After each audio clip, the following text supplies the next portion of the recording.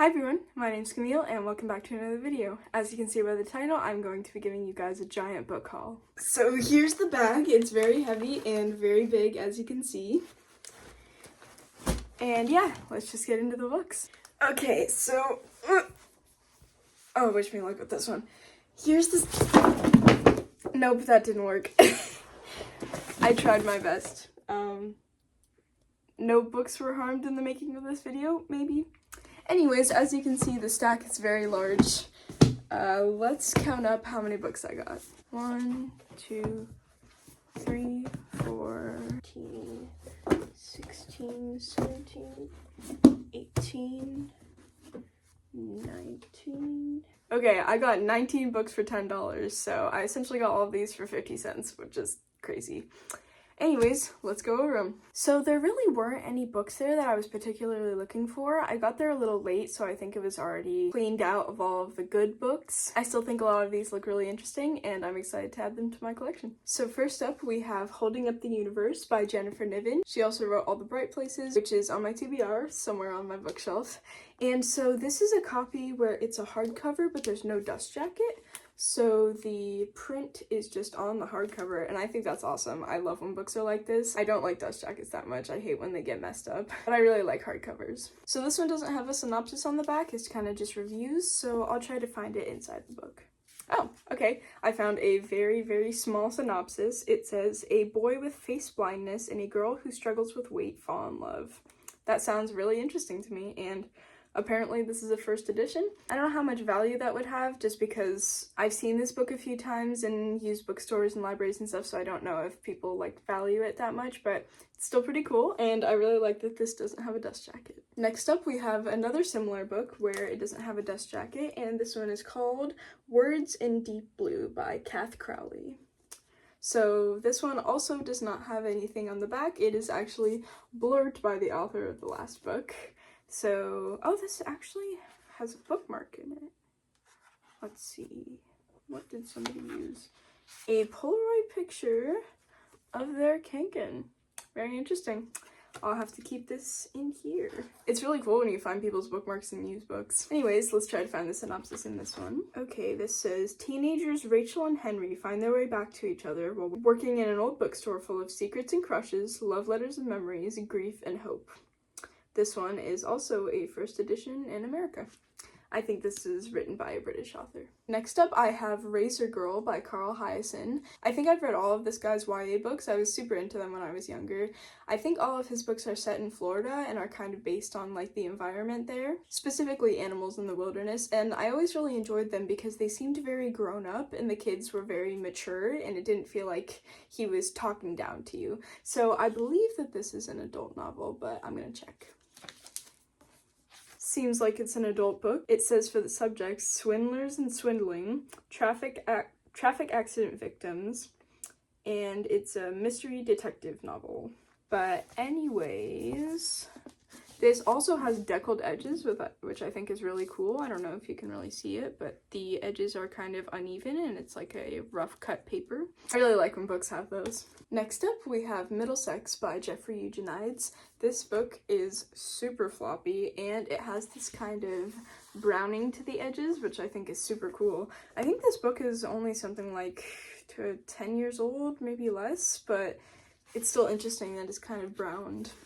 But anyways, this is about Calliope Stephanides and 3 generations of the Greek-American Stephanides family. You know what? I think it's actually Stephanides, because like people pronounce the author of The Silent Patient like Alex Michaelides. I'm gonna have to look that up because I'm really not sure. But anyways, they travel from a tiny village overlooking Mount Olympus in Asia Minor to Prohibition-era Detroit, witnessing its glory days as the Motor City and race riots of 1967 before they move out to the tree-lined streets of suburban Grosse Pointe, Michigan. To understand why Calliope is not like other girls, she has to uncover a guilty family secret, and astonishing genetic history turns Callie into Cal, one of the most audacious and wondrous narrators in contemporary fiction. So I think the name of the book is pretty accurate because it seems like this is about an intersex person, and that sounds really interesting to me. I just hope that he treats this well and doesn't make it seem like intersex people are like weird or should not be acknowledged in society. So I'm gonna look up and make sure that this isn't offensive to people in that community. And yeah, if it's good, I'd be really interested in reading this. Next up, we have Catching Fire, which is the second book in the Hunger Games series. I actually do have this, but my copy doesn't have a dust jacket because I found it in a little library. So I'm just going to take the dust jacket off of this one because this one has definitely some stuff going on with it. I think I'm just going to put the book in a little free library and snatch the dust jacket. Next up, we have Treasure Island, which I think is a pretty well-known classic. I actually don't know what this is about, so let's read the back. The most popular pirate story ever written in English, featuring one of literature's most beloved bad guys, Treasure Island has been happily devoured by several generations of boys and girls and grown-ups. Its unforgettable characters include young Jim Hawkins, who finds himself the owner of a map to Treasure Island, where the fabled pirate booty is buried, honest Captain Smallmit, heroic Dr. Livesey, and the good-hearted but obtuse Squire Trelawney, who helps Jim on his quest for the treasure. And, of course, garrulous, affable, ambiguous Long John Silver, who is one moment a friendly, laughing, one-legged sea cook, and the next a dangerous pirate leader. So, oh, this actually has some images in it. Very interesting. I'm going to see when this was published. Okay, so this was actually a serial novel, and it was published from October 1881 to January 1882, and then published in volume form in 1883. So this is a pretty old book for sure, definitely a classic, and it sounds really interesting to me. I've heard of Long John Silver, but I never really knew the context, and it would be pretty cool to see, like, the origins of lots of pirate stories, like Peter Pan and other stuff like that. So yeah, interested in reading this. Next up, we have Conviction by Denise Mina, and this is part of Reese's book club. The day Anna MacDonald's quiet, respectable life explodes starts off like all the days before, until her husband makes a devastating announcement and leaves her suddenly, shockingly alone. Reeling, Anna turns to the distraction of other people's problems in a true crime podcast. But in this case, a sunken yacht, a murdered family, a hint of international conspiracy is her problem, with surprising connections to the personal history she's tried to put behind her. So this kind of seems like a mystery, and it has a plot point of a podcast, which I think is really cool. I love podcasts, and it's going to be really interesting to see how a podcast is written in book form. Next up, we have a Penguin Classics version of the Scarlet Letter by Nathaniel Hawthorne, and I thought this was hilarious that somebody put an upside-down cross and just decorated, I think this is Jesus, and decorated this person's face. I just thought it had a little personality to it. And I've seen the movie Easy A maybe 1 or 2 times, and I really enjoyed it, and I know that's kind of loosely based off of the Scarlet Letter, so here's another classic that I've been wanting to check out. So this is set in the harsh Puritan community of 17th century Boston. This tale of adulterous entanglement that results in an illegitimate birth reveals Nathaniel Hawthorne's concerns with the tension between the public and the private self. Publicly disgraced and ostracized, Hester Prynne draws on her inner strength and certainty of spirit to emerge as the first true heroine of American fiction. So this kind of reminds me of The Crucible, like that it's set in like Puritan times, but it's going to be super interesting to see how a woman who has an illegitimate birth is treated during these times, because babies who are born out of wedlock are still kind of looked down upon, especially by traditional communities here in America, so that'll be super interesting to see. Next up, we have 14 Ways to Die by Vincent Ralph. This cover reminds me a lot of One of Us is Dead or similar kinds of books, so I'm assuming that this is a YA murder mystery. It says, 1 killer, 13 victims, 1 million views. So it seems like it's being published on the internet, so let's look at the back. You have to murder at least 3 people to be called a serial killer. The Magpie Man is looking for his 14th victim. When Jess was 7, her mother was murdered by the Magpie Man. She was the first of his victims, but not the last. 10 years later, the killer is still at large, and Jess applies to appear on an internet reality show in which she'll be filmed once a week for a whole day. All her social media, every text, and all personal interaction will be seen by viewers. She knows this is her chance to remind the public of what she has lost and to finally find the vital clue that will lead her to her mother's killer. So this kind of reminds me of Scream a little bit, in which the daughter of a woman who was killed by a serial killer who's still going is kind of entangled with the case, and I'm assuming that she's probably going to be the one who finds the killer. And yeah, seems really interesting. I'm excited to get into this. Next up are a few books I really know nothing about. These ones are just books that I grabbed off the shelves when I had to go, and my boyfriend said they look kind of interesting, so yeah, let's read the back. First up we have Those Who Wish Me Dead by Michael Corita. After 14-year-old Jace Wilson witnesses a brutal murder, he's plunged into a new life, issued a false identity, and hidden in a wilderness survival program for troubled teens. The plan is to get Jace off the grid while the police find the two killers, and so the nightmare begins. The killers, known as the Blackwell brothers, are slaughtering anyone who gets in their way. Soon, all that remains between them and the boy are the couple who runs the wilderness survival program, a woman who occupies a lonely fire lookout tower, and endless miles of desolate Montana mountains. While the clock ticks, the mountains are burning, and those who wish Jace Wilson dead are drawing ever closer. So yeah, this seems like a really interesting thriller, and reading the back makes me really interested in reading it. Next up, we have The Perfect Stranger by Megan Moran. When Leah Stevens' career implodes, a chance meeting with her old friend Emmy Gray offers her the perfect opportunity to start over. Emmy, just out of a bad relationship, convinces Leah to come live with her in rural Pennsylvania, where there are teaching positions available and no one knows Leah's past. Or Emmy's. When the town sees a spate of vicious crimes and Emmy Gray disappears, Leah begins to realize how very little she knew about her friend and roommate. Unable to find friends, family, a paper trail, or a digital footprint, the police question if Emmy Gray existed at all and mark Leah as a prime suspect. So this is really interesting. Once again, all of these I want to read.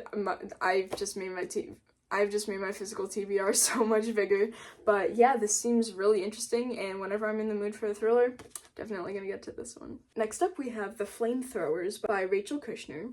This has a really nice matte cover, and I think that the cover is really awesome, so I hope that this is good. Reno, so called because of the place of her birth, comes to New York intent on turning her fascination with motorcycles and speed into art. Her arrival coincides with an explosion of activity. Artists colonize a deserted and industrial Soho, stage actions in the East Village, and blur the line between life and art.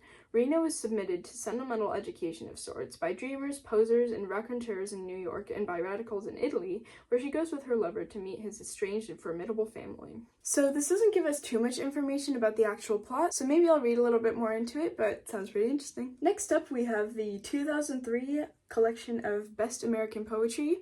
I've been trying to get into poetry for a while now, and I think a collection of a lot of different kinds of poets will teach me kind of what I like. I just happened to find this in the poetry section. Yeah, not much else to say about that. It just happened to be from 2003, and so I guess this will help me see what I think about poetry. Next up, we have Red Sparrow by Jason Matthews, and apparently this actually has a movie with Jennifer Lawrence.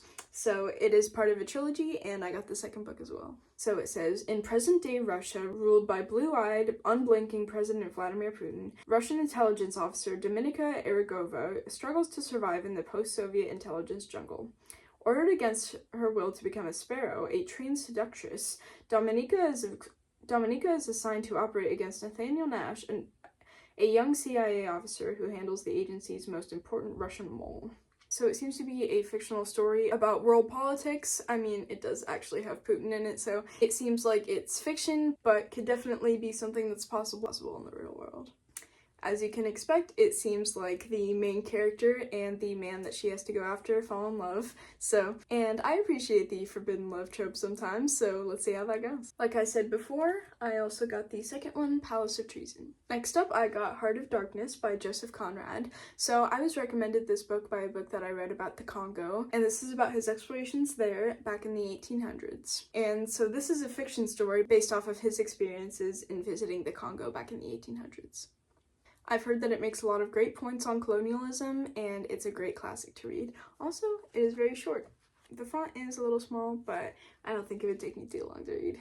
Next up, we have Elanor Olaf is Completely Fine by Gail Honeyman. This is also from Reese's Book Club, and I've heard one of my favorite booktubers, Kalila D, talk about this so much. She loves this book, and it seems like everyone who's read it has really liked it, so I'm very excited to get into this one.